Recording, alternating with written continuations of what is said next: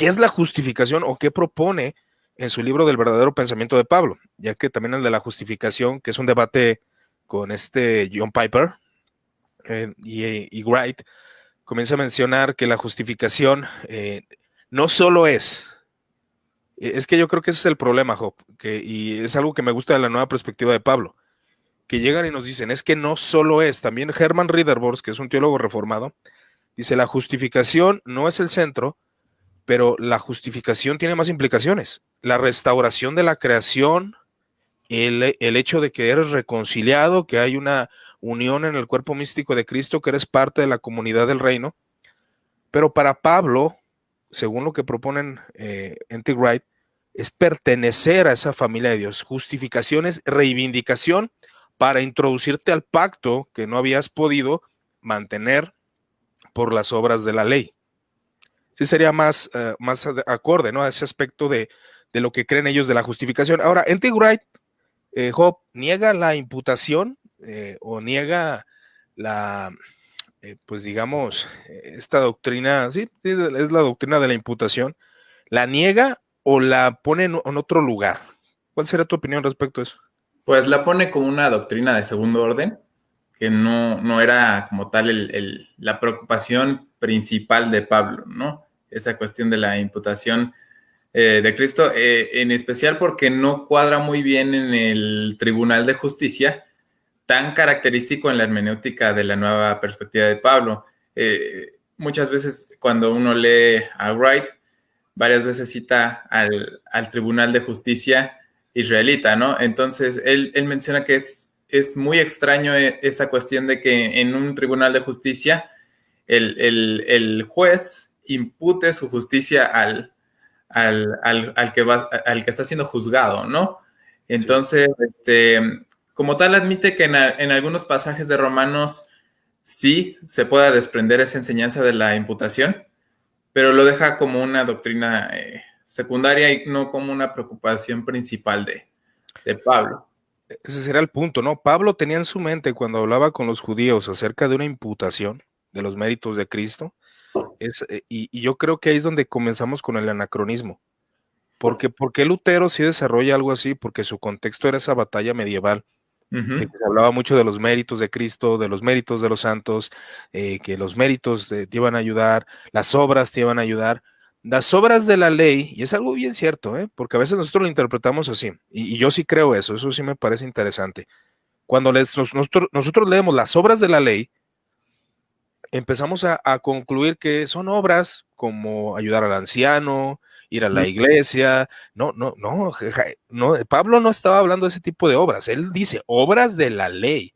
¿Para qué? Según lo que exponen estos hombres, ahí lo pongo a su consideración, afirman, las obras de la ley se refiere básicamente a la ley y permanecer en el pacto. Obediencia para permanecer en el pacto y para ser parte de ese pueblo cuando el Mesías se manifieste y salgas justificado, salgas reivindicado al final. Y así el Mesías te haga parte de ese pueblo y él restaure todas las cosas, que es donde entra una de las teorías de la expiación que es muy olvidada y de hecho muchos reformados actuales se les olvida.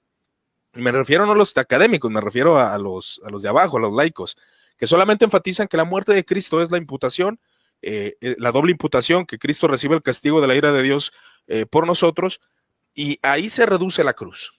Y yo creo que la verdad es un error solamente reducir a una de las teorías de la expiación el sacrificio de Cristo. Aunque gracias a Dios la salvación o a la entrada al pacto o la justificación no es por medio del conocimiento que tengas sobre todas las teorías, pero una de las que enfatiza es el Cristo victorioso.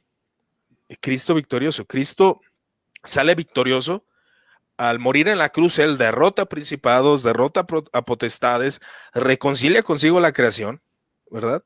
Entonces, si te fijas, esa teoría, aunque N.T. White es probable que no la creyera, porque yo no he visto que diga que no la creo, o a lo mejor no le he puesto atención en ese aspecto, pero hay cristianos en el pasado que no creían así. Y eso es lo que nos debe llevar a considerar. Había cristianos de Oriente y cristianos latinos que no creían así. La sustitución penal fue algo que se empieza a sistematizar con un exponente llamado San Anselmo de Canterbury.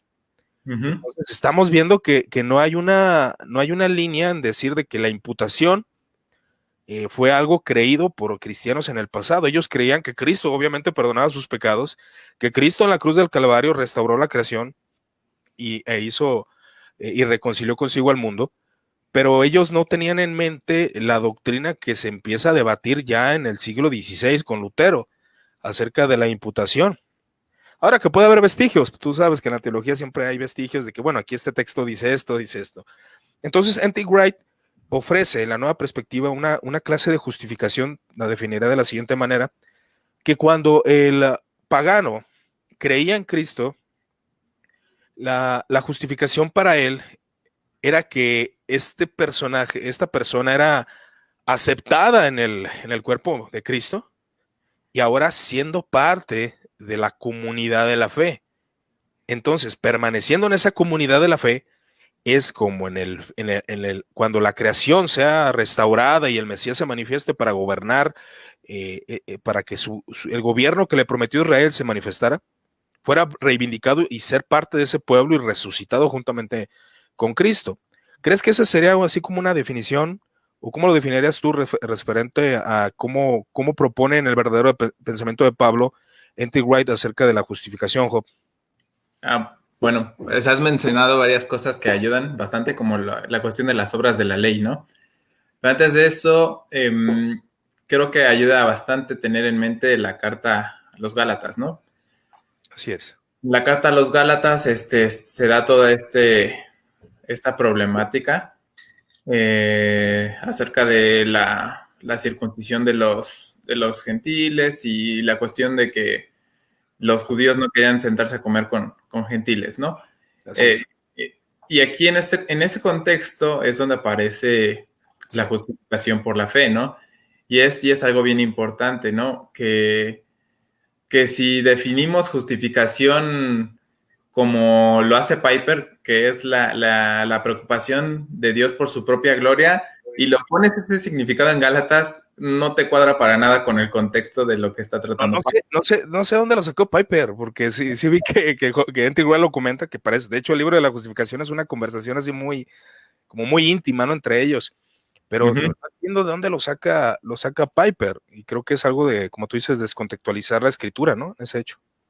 Sí, sí, y está bastante extraño con el contexto de lo que está tratando Pablo en Gálatas. Y algo bien importante para Pablo, que, bueno, que Wright enseña en su libro es Génesis 17, ¿no? La promesa a Abraham, la manera en que Abraham fue justificado, es decir, por la confianza en Dios, por su fe en Dios.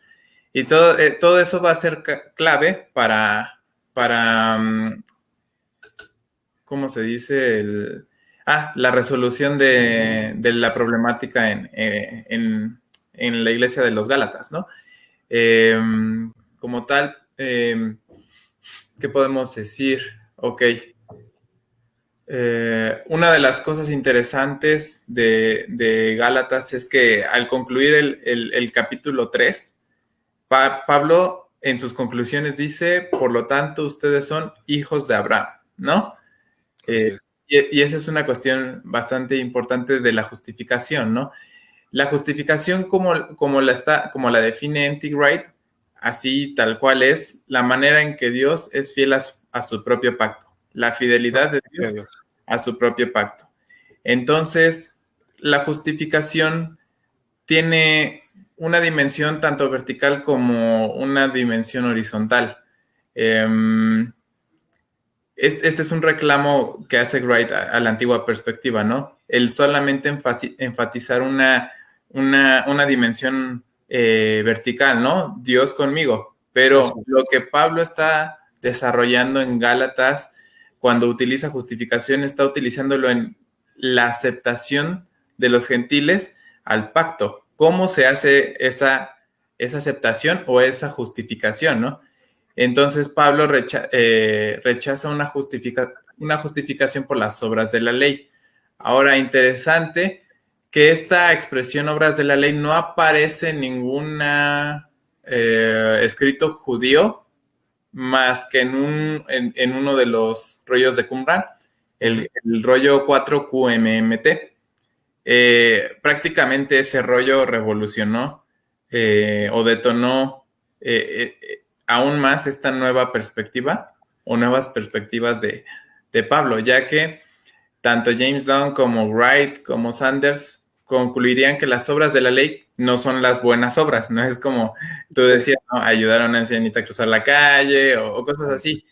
Pablo no estaba pensando en las buenas obras, sino que está pensando en aquellas obras que los judíos, que separaba a los judíos de los gentiles, vaya pues, en aquellas obras de la ley que trazaban esa línea divisoria, ¿no? Entre yo soy judío, tú eres gentil, yo por mi Claro. lado, tú por tu lado, ¿no? Entonces, eso iba totalmente en contra del propósito de Dios que le había prometido a Abraham. ¿Y cuál era esa promesa? Darle una familia, ¿no? De todas las naciones. Eso incluye no solamente, pues, obvio Israel, sino que a todas las naciones. Ujú. Entonces, la justificación como tal es es únicamente por fe. Ya Dios no va a ver una señal externa, ¿no? Una señal en la carne. Lo único que va a ver es tal cual lo hizo con Abraham. Lo hizo con su sola fe, ¿no? Y vemos en el capítulo de Génesis que no había ley y no había circuncisión y así Abraham fue justificado. Entonces eso le sirve totalmente a Pablo para decir, de la misma manera el gentil es justificado, ¿no? Entonces ya no hay judío ni gentil, no hay hombre ni mujer, no hay esclavo ni libre, ¿no? Es la conclusión también de Gálatas 3, ¿no? Y es esta la dimensión que enfatiza Wright con la justificación, ¿eh? No solamente es la cuestión mía con Dios, la justificación es yo con los demás, ¿no? En que tengo que tratar de una manera como una familia, ¿no? Claro. A todos aquellos que son mis hermanos sin importar su raza, su género o su estatus social.